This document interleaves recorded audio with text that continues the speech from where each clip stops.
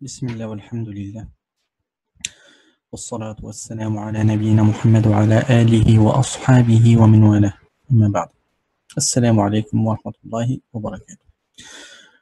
Inch'Allah, aujourd'hui, la deuxième vidéo qui aura pour but de traiter le deuxième sujet, à savoir la valeur de la science en islam. Nous allons, Inch'Allah, essayer d'expliquer un certain nombre de versets, donc une petite quantité de versets, 5 versets, et une petite quantité de hadiths du prophète qui traitent de la grande importance qu'a les sciences islamiques en islam. Donc on ne va pas traiter tous les versets et tous les hadiths qui traitent de ce sujet, dû au fait qu'ils sont très nombreux et que traiter de ce sujet en profondeur, qui est l'importance des sciences islamiques, ça nécessiterait à lui tout seul un séminaire. Donc on va traiter et on va expliquer très rapidement les versets du Coran qui parlent de cela, et on va faire une très petite explication sur chaque verset et sur chaque hadith du prophète, et dans la vidéo prochaine on traitera le sujet suivant, Inch'Allah. Donc le premier verset que nous allons traiter est le verset 18 de la sourate numéro 3.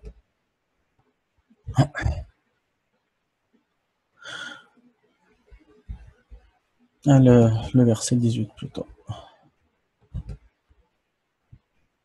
Voilà.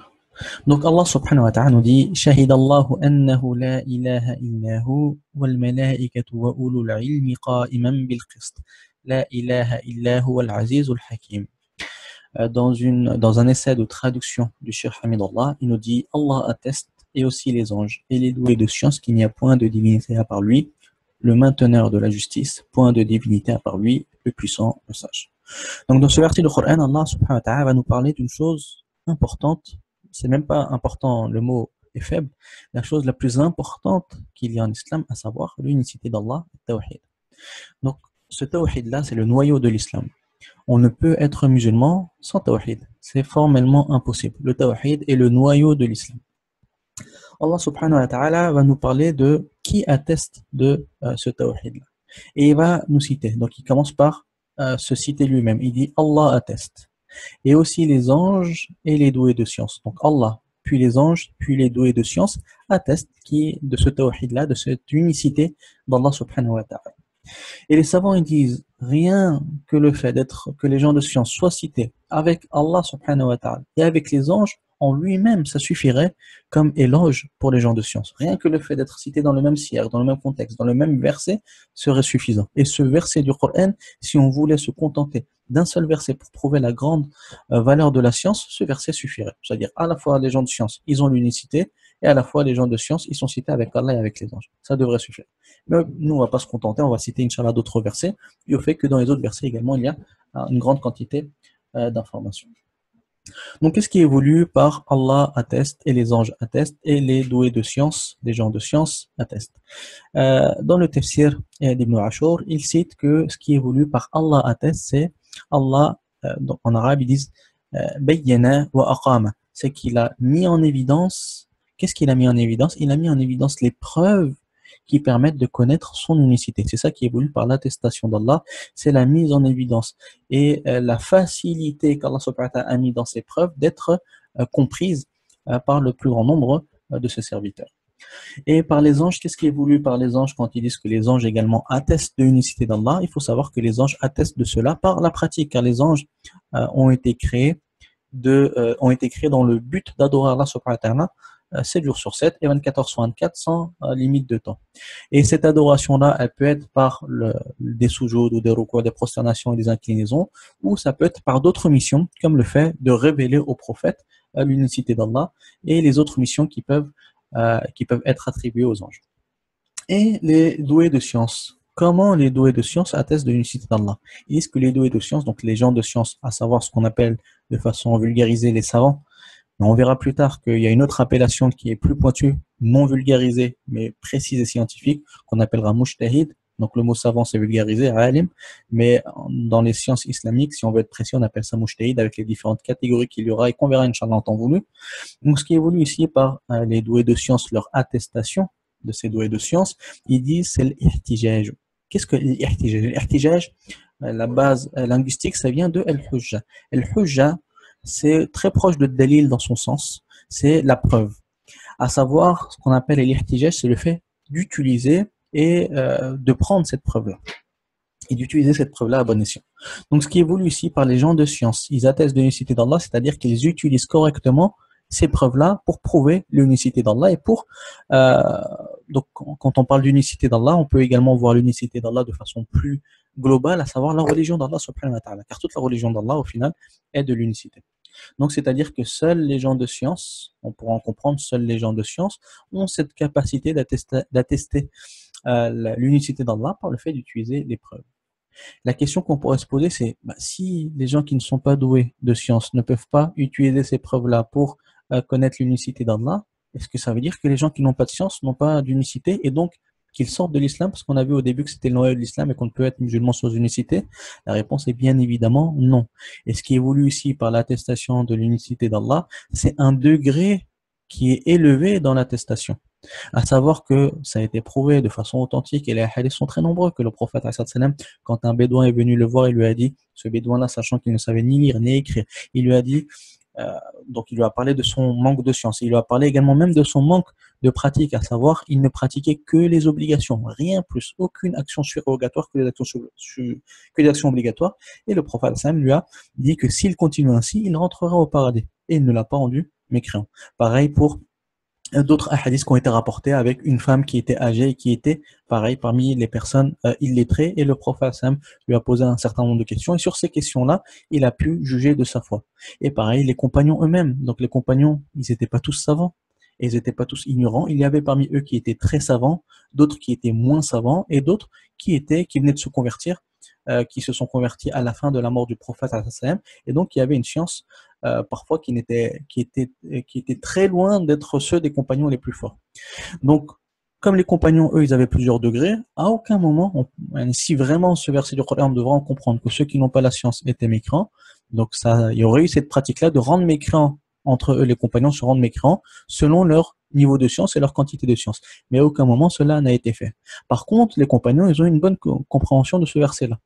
Comment ils ont une bonne compréhension? C'est qu'ils ont reconnu la possibilité de faire ce qu'on appelle l'ihtijaj, qu'on a vu précédemment, à savoir l'utilisation des preuves qu'Allah subhanahu wa ta'ala nous a révélées par le Coran et par la Sunna. Ils ont reconnu la possibilité de faire l'ihtijaj uniquement aux savants parmi les compagnons. C'est pour ça que les compagnons n'avaient absolument aucun problème lorsqu'il y avait une question à aller se voir les uns les autres pour se poser des questions. Alors qu'on pourrait se dire, ils étaient tous compagnons. Quand il y en a un d'entre eux qui avait une question, la logique, c'est que s'ils étaient tous au même degré de science, directement le compagnon, il s'interroge lui-même, il ne va pas avoir un autre compagnon s'ils étaient tous au même degré. Mais non, les compagnons, ils savaient que eux-mêmes, ils n'étaient pas au même degré. Et ils savaient que ce degré de science allait également influencer sur la capacité à utiliser ces preuves-là. C'est pour ça que les compagnons qui avaient moins de science allaient voir les compagnons qui avaient plus de science, qui eux avaient cette capacité d'utiliser les preuves. Et vous allez voir que ce verset de Coran, on va également l'utiliser dans le chapitre qui viendra plus tard, à ce chapitre-là, quand on parlera du mujtahid et donc des différentes classifications et des différentes catégories qu'il y a en termes de mujtahid et en termes de muqallid, etc. Donc ça, c'est pour ce verset de Coran. On va passer au verset suivant, qui est le verset 43 de sourate de la 16e sourate. Alors, sourate numéro 16.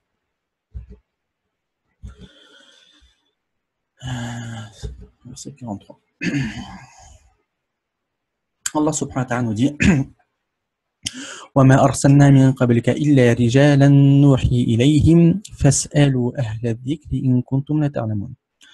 Allah subhanahu wa ta'ala nous dit et nous informe, ou plutôt même ne nous informe pas, il nous oblige par l'utilisation de l'impératif. Donc Allah subhanahu wa ta'ala dit fas'alou, c'est l'impératif pour al-jama'a, pour le pluriel. Il nous demande, il nous ordonne de demander aux ahl dhikr, aux gens du dhikr, et on va voir qu'est-ce qui est voulu par cela, si nous ne connaissons pas une information. C'est-à-dire si on a un doute, si on a un manque d'information, si on a un besoin d'information, à ce moment-là, on doit répondre à cet appel d'Allah subhanahu wa ta'ala, à cet ordre d'Allah subhanahu wa ta'ala qui est de revenir aux gens du rappel. Et les savants, ils ont divergé. Al-Qurtubi, dans son tafsir, rapporte plusieurs avis sur qui sont Ahlul Dhikr. Donc ils disent que certains savants ont considéré que c'était tous les savants qu'il y avait dans les religions précédentes, à savoir Toutes les religions, sans exception. Certains parmi les mufassirin ont dit non, c'est uniquement Ahlul Kitab. C'est-à-dire, ça comprend uniquement les savants du judaïsme et les savants chrétiens. Et certains ils ont dit non, c'est uniquement les savants du judaïsme, et d'autres ont dit non, c'est uniquement les savants chrétiens. Et Ibn Abbas, qui est un grand compagnon, connu pour ses avis dans le tafsir, et surtout pour la dua du prophète sur Ibn Abbas, pour qu'Allah subhanahu wa ta'ala lui facilite ilm al-ta'wil, la science de l'exégèse du Coran, et son étudiant Mujahid, ils étaient de l'avis que Ahlul Dhikr, ce qui est voulu, c'est Ahlul Coran. C'est cité dans le tafsir de Qurtubi. Et dans une autre version, il est cité que Ahlul Dhikr, c'est Ahlul Ilm. C'est les gens de science, à savoir les savants. Donc, avec cet avis d'Ibn Abbas, on en comprend qu'Allah subhanahu wa ta'ala nous donne un ordre. Quel est cet ordre-là? C'est que lorsqu'on a le moindre doute, la demande d'information, une demande d'information ou quoi que ce soit, il nous est demandé de revenir aux gens qui maîtrisent le Coran et aux gens qui maîtrisent les sciences religieuses, à savoir ceux qui maîtrisent le Coran. Bien évidemment, c'est ceux de notre communauté, c'est-à-dire parmi les savants musulmans. Et ici, on pourrait se dire, mais en quoi l'ordre de revenir aux gens du Coran et aux gens de science, c'est une preuve que la science est importante. Ça, Allah subhanahu wa ta'ala peut nous demander de revenir aux gens de science sans mettre en valeur les gens de science. Et là, les savants ont argumenté également sur cela. Et c'est pour ça que dans Ibn Ashur disent dans son tafsir par rapport à cela, la grandeur qu'il y a, la mise en valeur qu'il y a des savants ici dans ce verset du Coran, c'est que généralement, et ça c'est connu, que lorsqu'il y a une demande qui est faite, c'est-à-dire une personne à qui on demande une faveur, ou on demande conseil, ou on demande de rendre un service, et une personne qui demande conseil ou qui demande qu'on lui rende service, toujours, dans la quasi-totalité des cas, bien évidemment il y a des exceptions, mais dans la quasi-totalité des cas, celui à qui on demande, il aura plus de valeur que celui qui demande. Et il donne des exemples, il dit, si quelqu'un demande à ses parents, il est conditionné dans l'autorisation par ses parents, ou par son patron, ou par etc., etc.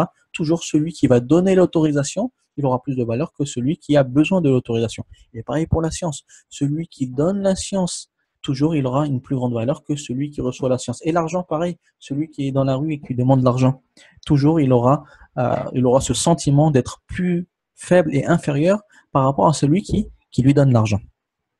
Et donc ça, c'est une règle qui est connue chez tous les êtres humains, musulmans ou non musulmans, que celui qui donne quelque chose et qui rend service à autrui est considéré comme toujours meilleur par rapport à celui qui demande cette faveur-là. Et c'est pour ça qu'on en comprend de ce verset du Coran, quand Allah subhanahu wa ta'ala nous demande de revenir aux gens de science, il leur a donné cette élévation, il leur a donné ce statut et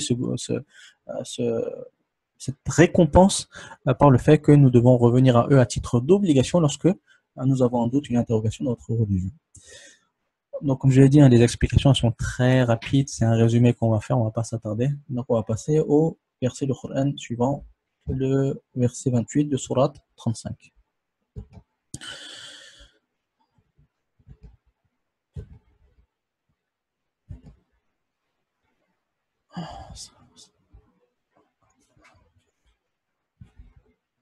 Allah subhanahu wa ta'ala nous dit dans cette deuxième partie du verset du Coran, إنما يخشى الله من عباده العلماء.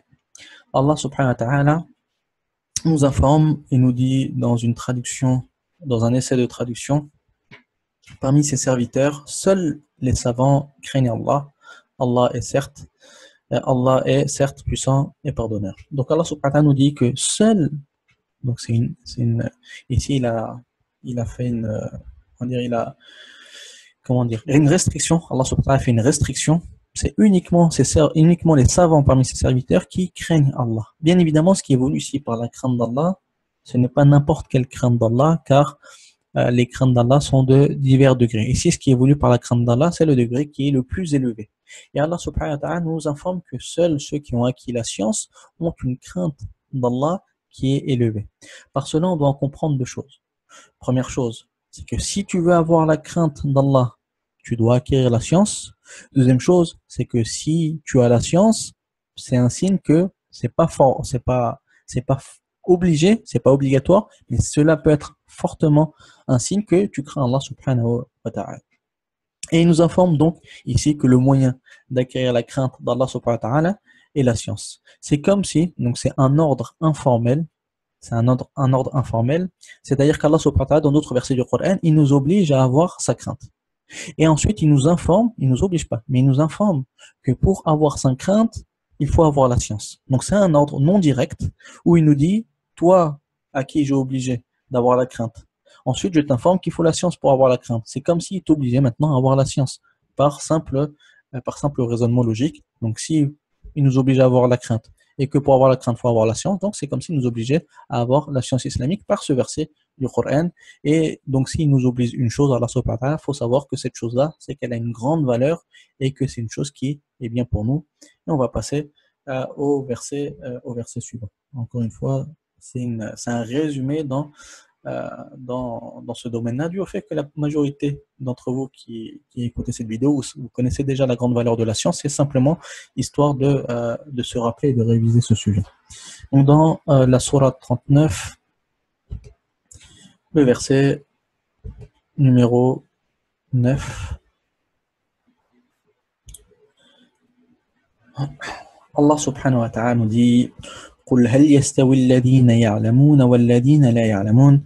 Allah subhanahu wa ta'ala, dans une traduction, un essai de traduction, nous dit sont-ils égaux ceux qui savent et ceux qui ne savent pas? Seuls les doués d'intelligence se rappellent. Allah subhanahu wa ta'ala nous pose une question. Bien évidemment, quand on va voir la teneur de la question, ce n'est pas une question où Allah subhanahu wa ta'ala attend une réponse. Et Allah subhanahu wa ta'ala, quand il nous pose une question, il n'a pas besoin de notre réponse car il est celui qui a la connaissance de toutes choses. Donc il nous pose une question, non pas pour avoir une réponse de nous, mais pour que nous-mêmes nous posions cette question. Donc il nous dit, sont-ils égaux ceux qui savent et ceux qui ne savent pas? Et la réponse, bien évidemment, elle est accessible à tout le monde et tout le monde la connaît, c'est que bien évidemment celui qui a la connaissance d'une chose n'est pas égal à celui qui n'a pas la connaissance d'une chose. Et Allah subhanahu wa ta'ala ensuite continue dans le même verset, il nous dit seuls les doués d'intelligence se rappellent. C'est-à-dire que seuls ceux qui ont cette capacité, ou plutôt cette volonté, on pourrait dire même, cette volonté d'utiliser leur raison, pourront comprendre qu'en réalité ils ne sont pas égaux. Donc c'est un rappel qu'Allah subhanahu wa ta'ala nous fait en nous disant que ceux qui ont la science et ceux qui ont le savoir, donc dans le sens général de ce verset-là, même si ce verset est descendu dans un contexte bien spécifique, mais nous on va prendre le verset d'une façon générale, ceux qui ont la volonté réellement d'utiliser leur raison peuvent se rendre compte que bien évidemment ceux qui ont la connaissance et ceux qui n'ont pas la connaissance ne sont pas égaux. Donc ici, c'est quelque chose où tout le monde connaît en réalité cela et tout le monde est en accord sur cela, sur la valeur et la capacité qu'a celui qui a la science et la moindre valeur et la moindre capacité qu'a celui qui n'a pas la science, que cette science-là soit religieuse, que cette science-là ne soit pas religieuse, ils ne sont pas égaux. Et la réponse est bien évidemment que non, ils ne sont pas égaux, même si Allah subhanahu wa ta'ala ne nous donne pas la réponse, dû à l'évidence de la réponse. Et maintenant, on va passer au dernier verset du Coran dans Surat 58, verset 11.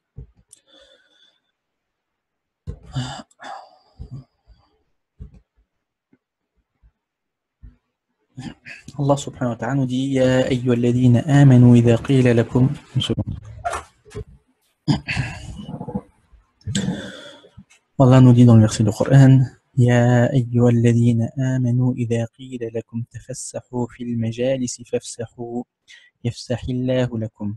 وإذا قيل انشزوا فانشزوا يرفع الله الذين آمنوا منكم والذين أوتوا العلم درجات والله بما تعملون خبير.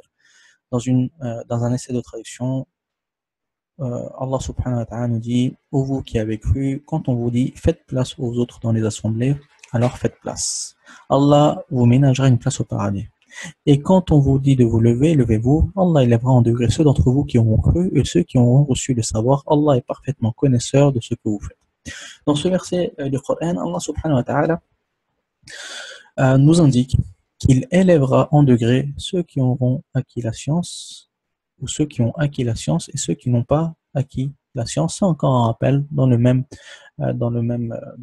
registre, à savoir si tu es élevé en science, si tu es élevé auprès d'Allah subhanahu wa ta'ala, c'est que c'est souvent grâce à ta science, et si tu as la science, généralement, tu seras élevé auprès d'Allah. Bien évidemment, il y a également des hadiths qui nous montrent que celui qui a une mauvaise intention, la science sera contre lui. Donc nous, on parle de façon générale, on parle du côté apparent du verset du Coran.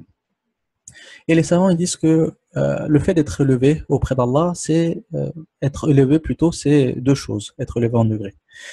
Ça peut être élevé dans ce bas monde et être élevé dans l'au-delà. C'est-à-dire que dans ce bas monde, bien évidemment, si tu as la science, tu auras une plus grande place, une plus grande valeur auprès des gens que celui qui n'a pas de science.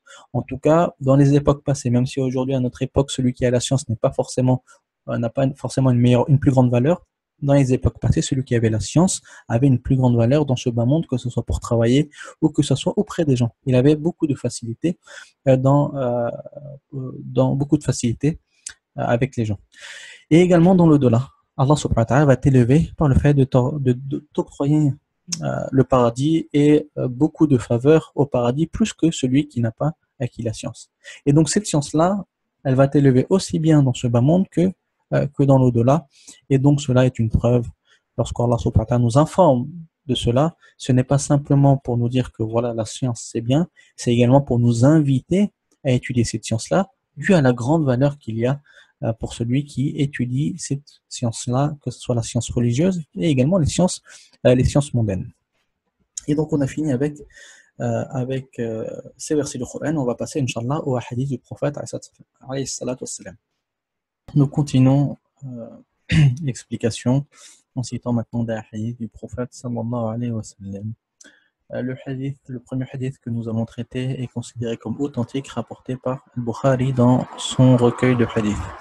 Le prophète sallallahu alayhi wa sallam a dit: لا حسد إلا في اثنين رجل أتاه الله مالا فسلطه على هلكته في الحق وآخر أتاه الله حكمة فهو يقضي بها ويعلمها. Le prophète alayhi salam a rapporté dans un hadith authentique qu'il n'est autorisé d'avoir de la jalousie que pour deux catégories de personnes. Le premier, une personne qui a de l'argent et qui le dépense dans le bien. Et la seconde personne, une personne qui a obtenu el-hikmah et qui utilise cette hikmah pour juger avec et pour l'enseigner. Et el-hikmah a été rapporté par la majorité des explicateurs de ce hadith-là, que la hikmah ici, ce qui est voulu, c'est la science religieuse qui lui permet de juger avec cette science religieuse et qui lui permet également d'enseigner avec cette science religieuse. Ici, ce qu'on peut remarquer, c'est que la jalousie en islam fait partie des choses qui sont blâmables habituellement. Et ici, le prophète a utilisé le mot hasad. Il n'a pas utilisé le mot ribta, il a utilisé le mot hasad, qui habituellement est la jalousie qui est interdite. Et il a dit ici, le prophète que habituellement, c'est interdit d'envier une personne, sauf pour une personne qui a de l'argent qui dépense dans le bien et une personne qui a un niveau religieux, scientifique, et qui utilise ce niveau religieux pour l'utiliser en jugeant auprès des gens, c'est-à-dire en donnant des avis jurisprudentiels pratiques et en enseignant aux gens. Ce qui prouve que cette chose-là est tellement bien qu'il y a une exception ici au hasad que le prophète nous a interdit et qu'Allah subhanahu wa ta'ala nous a interdit. Cependant, bien évidemment, ici, cette jalousie, elle est différente de la jalousie interdite, dans le sens où la jalousie interdite, c'est le fait d'envier une personne et de souhaiter qu'elle n'ait plus son bienfait, alors qu'ici, bien évidemment, il est interdit de souhaiter à une personne qu'elle n'ait plus la possibilité de dépenser son argent dans le bien. Il est interdit de souhaiter d'une personne qu'elle n'ait plus de hikmah, de science, qu'elle puisse enseigner et faire profiter la communauté avec. Le hadith suivant ensuite. Ensuite, dans un autre hadith, le prophète sallallahu alayhi wa sallam rapporte dans un hadith Hassan, le prophète sallam dit: Ala inna ad-dunya mal'unatun mal'unun ma fiha illa dhikrullahi wa ma walahu wa 'alimun aw muta'allimun. Le prophète sallam dit que ce bas monde, il est mal'una, il est dénué de la miséricorde d'Allah subhanahu wa ta'ala, il est maudit. Et maudit ce qu'il se trouve à l'intérieur de ce bas monde, sauf le rappel d'Allah subhanahu wa ta'ala et un savant dans les sciences islamiques ou quelqu'un qui étudie les sciences islamiques. À savoir ici, dans le hadith, il parle de lui-même, pas besoin de faire une longue explication et d'aller dans les détails. Tout est voué à l'échec et tout est voué à être maudit dans ce bas monde. Donc bien évidemment, c'est métaphorique, c'est à titre d'exagération. Bien évidemment que dans ce bas monde, il y a Mecca, il y a Médine, il y a énormément de choses de bien, donc c'est bien évidemment une métaphore, sauf le rappel d'Allah subhanahu wa ta'ala, et sauf un savant et ou un étudiant, à savoir, le prophète sallam a mis en évidence que le savant et l'étudiant et tout ce qui se rapporte avec la science religieuse fait exception à la règle, ce qui montre la grande importance des étudiants en sciences et des savants en islam. Dans un autre hadith du prophète sallallahu alayhi wa sallam, un hadith considéré comme authentique, donc le hadith est long, on va simplement parler de la parole qui nous importe ici, où le prophète sallallahu alayhi wa sallam a dit: "Men yuridillahu bihi khayran yufaqihu fi din", celui à qui Allah subhanahu wa ta'ala lui veut du bien, il lui donne du fiqh dans le din, la religion d'Allah subhanahu wa ta'ala. À savoir, le fiqh, on verra plus tard ce que c'est, la définition, mais le fiqh, ce n'est pas simplement ici ce qui est voulu, la science que l'on connaît, la science de la jurisprudence. Ce qui est voulu ici par le fiqh, c'est le côté linguistique, à savoir la compréhension de la religion, ou encore plus que cela, la compréhension pointue et la compréhension minutieuse de la religion d'Allah subhanahu wa ta'ala. Donc ici, Allah subhanahu wa ta'ala fait une relation euh, entre la volonté à ce que Allah subhanahu wa ta'ala accorde le bien à quelqu'un et le fait qu'il soit faqih dans sa religion, qu'il ait une compréhension pointue. À savoir, si tu as une compréhension pointue, c'est parce qu'Allah subhanahu wa ta'ala te veut du bien. Et si tu veux faire partie de ceux que Allah aime et ceux que Allah leur veut du bien, donc il faut que tu entreprennes le fait d'étudier la science et de devenir faqih dans la religion d'Allah subhanahu wa ta'ala. Donc il y a une relation qui est très forte entre ici la volonté d'Allah et donc l'amour d'Allah et donc la bénédiction d'Allah et le fait d'avoir du fiqh dans sa religion, une liaison qui est très forte. Et donc le hadith, il parle de lui-même, pas la peine de trop s'attarder sur ce hadith-là. On peut passer au hadith qui vient juste après. Le hadith suivant, qui a été rapporté de façon authentique également, dans plusieurs versions, où le prophète sallallahu alayhi wa sallam dit: فضل العلم خير من فضل العبادة وخير دينكم الورع ومن سلك طريقا يلتمس فيه علما سهل الله له به طريقا إلى الجنة وإن الملائكة لا تدع أجنحتها لطالب العلم رضا بما يصنع وإن العالم لا يستغفر له من في السماوات ومن في الأرض حتى الحيتان في الماء وفضل العالم على العابد كفضل القمر على سائر الكواكب وإن العلماء ورثة الأنبياء وإن الأنبياء لم يورثوا دينارا ولا درهما وإنما ورثوا العلم فمن أخذه أخذ بحظ أوفر. Donc dans ce hadith-là, le prophète sallallahu alayhi wa sallam, donc il est très long et très complet. Donc dans la traduction du hadith, donc j'ai trouvé une traduction du hadith, c'est pas la même version, il manque un petit passage, mais ça fera l'affaire Inch'Allah.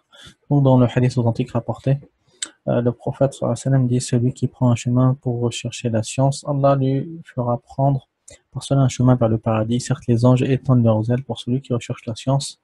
Certes, tous ceux qui sont dans les cieux et sur la terre demandent le pardon pour le savant, même le poisson dans l'eau. Le mérite du savant sur l'adorateur est comme le mérite de la lune par rapport aux autres astres.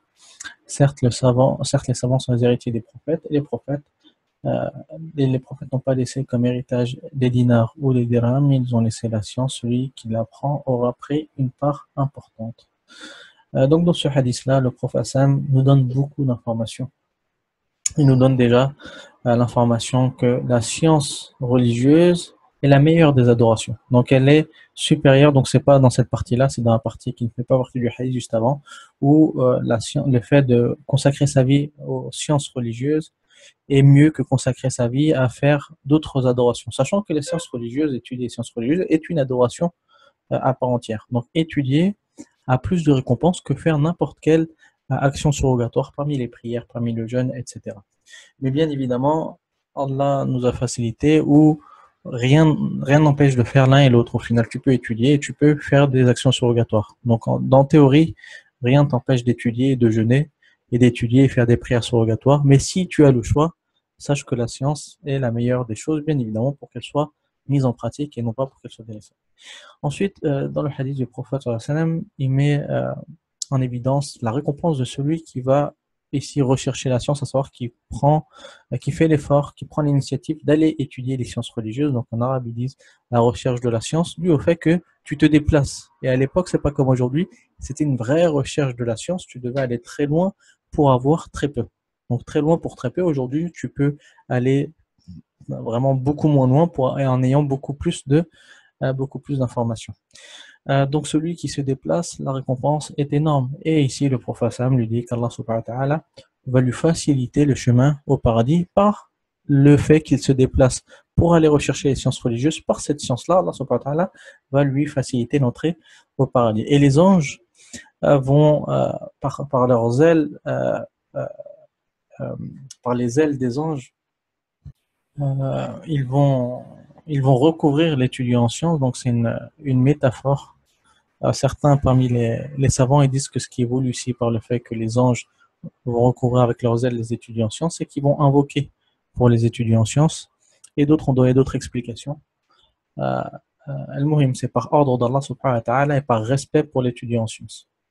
Ensuite, le hadith du prophète Hassan nous informe que tout ce qui est dans les cieux et dans la terre, et même, donc là c'est pour donner, c'est pour montrer que même le poisson qui est dans la mer, c'est-à-dire même la chose que tu ne vois même pas, tu ne peux même pas imaginer, toute chose va témoigner en ta faveur, Yom el-Qiyamah, et va invoquer pour toi, pour te demander le pardon de tes péchés. Toute chose qu'il y a sur la terre, dans les cieux et dans la terre, pour celui qui étudie les sciences religieuses. Et ensuite, il fait une comparaison. Et il compare, il dit que celui qui a la science religieuse par rapport à celui qui n'a pas la science religieuse, donc ça revient un petit peu aux différents versets qu'on a pu voir précédemment, la différence est semblable à la Lune par rapport aux autres astres, dû au fait que la Lune chez les Arabes était considérée comme l'astre par excellence beaucoup plus beau et beaucoup plus respecté et beaucoup plus euh, mis en valeur et beaucoup plus aimé par les Arabes que les autres astres. Et ensuite, le prophète Sam nous informe que, que les savants sont les héritiers des prophètes. Cependant, quand ils disent héritier, ici le prophète Sam nous informe bien que ce n'est pas un héritage financier. Quand on dit les savants sont les héritiers des prophètes, car les prophètes n'ont pas laissé de l'argent et n'ont pas laissé des biens, ils n'ont pas laissé de biens pour ces savants-là, mais ils ont laissé une science. Et ces savants-là, donc, ils ont pris cette science-là et ils transmettent cette science-là à la Ummah. Et on va voir, Inch'Allah, le hadith suivant. Dans un hadith qui a été rapporté de façon authentique, où Abu Huraira il rapporte que le prophète il faisait régulièrement l'invocation suivante, où il disait Allahumma anfa'ni bima 'allamtani, ou Allah subhanahu wa ta'ala, fais-moi profiter selon ce que tu m'as appris, wa 'allimni ma yanfa'uni, et, et enseigne-moi ce qui me sera profitable. Et augmente-moi en sciences religieuses. Donc le prophète faisait régulièrement cette invocation-là, où il demandait à Allah subhanahu wa ta'ala de lui rendre profitable ce qu'il avait appris et de lui apprendre ce qui est profitable et surtout de l'augmenter. Le prophète lui-même demandait à ce qu'Allah subhanahu wa ta'ala l'augmente en sciences religieuses. Et dans un hadith qui a été rapporté de façon authentique, où le prophète une fois était parti faire ses besoins et il avait besoin d'eau et donc Ibn Abbas est parti et lui a rapporté de l'eau pour lui rendre service et donc après que Ibn Abbas lui a rapporté de l'eau, le prophète Sam ayant été touché par cette action, il a fait une invocation pour Ibn Abbas et l'invocation qu'il lui a faite, donc elle a été rapportée dans de différentes versions. Dans une des versions où le prophète Sam a dit Allahumma faqihu fid din, oh Allah subhanahu wa ta'ala, rend le faqih dans la religion, wa alimhu al-kitab, et enseigne-lui al-kitab, dans une autre version, wa alimhu ilm al-ta'wil, et enseigne-lui la science de al-ta'wil qui est le tafsir, l'exégèse du Coran.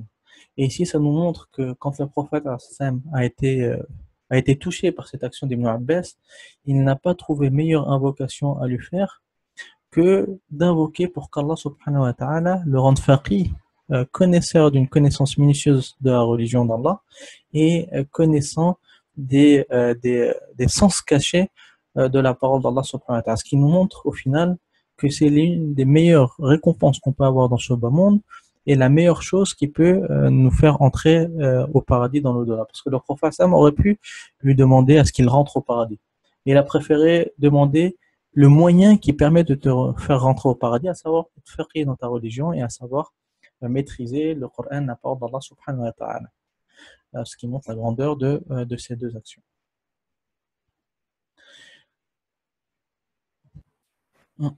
Dans un autre hadith, le prophète sallallahu alayhi wa sallam dit Man jaa masjidi hadha ولم يأتي إلا لخير يتعلمه أو يعلمه فهو بمنزلة المجاهد في سبيل الله. Donc j'ai pas trouvé, enfin j'ai pas eu le temps de chercher s'il était authentique ou s'il était Hassan le hadith. Donc le prophète sallam dit dans ce hadith-là, celui qui vient à ma mosquée, donc il parle de la mosquée de Médine, quand il dit cela il est à la mosquée de Médine, et il ne vient à cette mosquée que pour apprendre un bien ou enseigner quelque chose de bien, il sera au niveau, il sera ce qui est voulu, c'est il sera dans la peau, il sera considéré comme un mujahid fi sabilillah, il sera considéré comme quelqu'un qui combat dans le sentier d'Allah subhanahu wa ta'ala. Il faut savoir que celui qui combat dans le sentier d'Allah subhanahu wa ta'ala, c'est l'une des plus grandes récompenses qu'il peut avoir. C'est-à-dire qu'il a, pareil, il a fait une liaison entre celui simplement qui va à Médine pour étudier ou pour enseigner et entre le combat dans le sentier d'Allah, celui qui met sa vie en péril pour Allah subhanahu wa ta'ala. Donc ce qui montre la grandeur, premièrement, de faire les études religieuses et bien évidemment la grandeur de faire les études religieuses dans la mosquée du prophète sallallahu alayhi wa sallam. Et certains parmi les savants, ils ont dit que cela n'était pas spécifique à la mosquée du prophète sallallahu alayhi wa sallam, et à savoir quand il dit Manja masjidi hada, celui qui vient à ma mosquée, il faut comprendre ici ma mosquée, certains parmi les savants, ils ont dit que c'était pas ma mosquée dans le sens de la mosquée de Médine, mais ma mosquée dans le sens dans mon héritage, à savoir la mosquée où j'ai laissé, où il y a des cours qui sont donnés. C'est certaines explications. Donc, ce n'est pas l'explication de la majorité, mais certains parmi les savants ont expliqué ma mosquée dans le sens métaphorique, à savoir toute mosquée où il y a des cours qui sont donnés, comme étaient donnés à l'époque du prophète Sam, ça veut dire les hadiths qui étaient cités par le prophète sallam, et des gens qui buvaient les paroles du prophète sallam. Partout où il y a des mosquées, où il y a des cours qui sont donnés ainsi, et des gens qui vont pour étudier cette science-là, ils auront le degré de al-mujahid fi sabilillah. Et un hadith du prophète sallallahu alayhi wa sallam où il dit, donc il y a un hadith le hadith qui est très connu, où celui qui atteste qu'il n'y a nulle divinité digne d'être adorée par Allah rentrera au paradis. Il y a la même version où c'est pas le mot attesté qui est cité, mais ici c'est le mot ilm qui est cité, où le prophète sallallahu alayhi wa sallam a dit Man mata wa huwa ya'lamu annahu la ilaha illa Allah dakhala al-jannah, celui qui décède et qui connaît, qui a la science de la ilaha illallah, rentrera au paradis. Donc ce hadith-là nous montre que l'attestation elle-même avec la parole n'est pas suffisante. Il faut qu'il soit accompagné de la science du tawhid. Donc ça met en évidence la grandeur de la science, de connaître la science du tawhid. Ça te permet de rentrer au paradis. Et donc la science, la religion entière tourne autour de la science du tawhid. Même quand tu étudies, on verra quand on verra le chapitre des sciences, mais n'importe quelle science que tu étudies dans cette religion-là, au final, ça tourne toujours autour du tawhid. Et on va se contenter de ces hadiths-là, bien évidemment. Il y en a beaucoup de hadiths. Il y a un livre qui a été écrit, il s'appelle, il est en arabe, et il me semble qu'il existe en français également, les 100 hadiths dans la... Je ne me souviens plus ni du titre en arabe ni du titre en français, mais dans le sens les 100 hadiths dans la récompense de celui qui étudie les sciences islamiques ou dans le bien de celui qui étudie les sciences islamiques. Moi, ça rapporte 100 hadiths authentiques où ça montre le degré des sciences islamiques en islam et de l'étude et des étudiants et des savants, etc. Donc ça, c'est quelques hadiths. Celui qui veut plus, il retourne à ce livre-là, et celui qui veut encore plus, il peut retourner aux explications. Donc ça tournera toujours dans le même sens, ça montrera la grandeur des sciences islamiques. Il n'y a jamais eu un avis en islam, ça n'existe pas, un avis en islam qui qui montrent que les sciences islamiques n'ont pas une grande importance en islam et que le alim, le savant, n'a pas une grande importance en islam et que l'étudiant n'a pas une grande importance en islam. Ça n'existe pas. C'est impossible. C'est-à-dire qu'au final, ça va toujours dans le même sens, dans le fait de mettre en évidence la grandeur de cela. Donc, on a fini pour le cours d'aujourd'hui. Inch'Allah, le prochain cours sera une présentation des différentes sciences islamiques. On donnera des définitions et des exemples, Inch'Allah. Et on finira par donner un jugement jurisprudentiel sur le fait d'étudier les sciences islamiques, mais on ne donnera pas un statut jurisprudentiel global, mais un statut jurisprudentiel détaillé. C'est-à-dire que pour chaque science, on donnera quel est l'avis qui a été retenu sur le jugement d'étudier cette science-là, ou d'étudier cette partie de cette science-là, parce qu'on va voir que certaines sciences, une partie aura un jugement et une autre partie aura un autre jugement, et peut-être même une troisième partie, un troisième jugement. On verra, Inch'Allah, et on traitera cela durant le cours prochain. Barakallahu fikum, wassalamu alaikum wa rahmatullah.